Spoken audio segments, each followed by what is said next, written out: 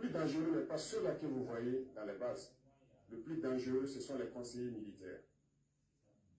Les conseillers militaires existent dans tous ces pays. Ils ont existé au Burkina aussi jusqu'en fin 2022, jusqu'à ce que nous prenions nos responsabilités. Et qui sont ces conseillers militaires? C'est ceux-là qui sont censés mettre en pratique la politique de la France ici.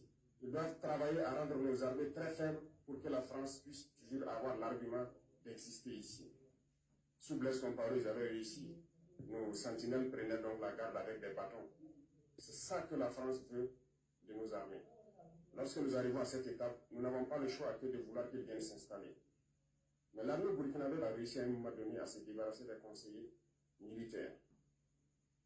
Malheureusement, je pense qu'en 2019, après l'opération Otapoinou, où ces Français ont vu que l'armée burkinabé a encore une capacité de réagir au terrorisme, ils ont appelé le chef d'état-major en France, ils l'ont instruit de reprendre les conseillers militaires dans toute la structure.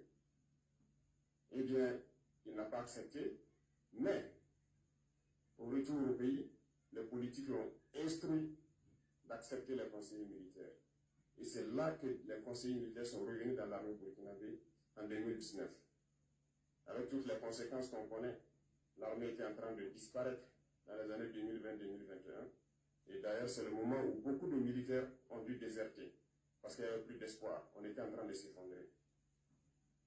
Voilà un peu comment ils travaillent. À l'état-major général des armées, dans tous les états-majors d'armée, dans les écoles, c'est eux qui sont censés nous dicter la politique de notre armée. C'est eux qui nous disent combien recruter, quand recruter et qu'est-ce qu'il faut en faire.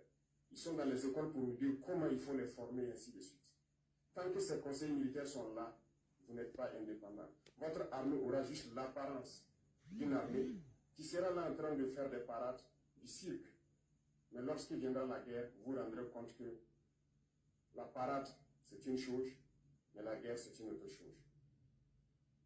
Il faut rompre les accords. C'est la seule façon d'avoir une armée indépendante et se construire, être fort. Mais beaucoup de gens ne le comprennent pas peut-être. Et même avec ces accords, la France choisit dans nos États des élèves officiers pour aller les former. C'est à travers ces mêmes accords.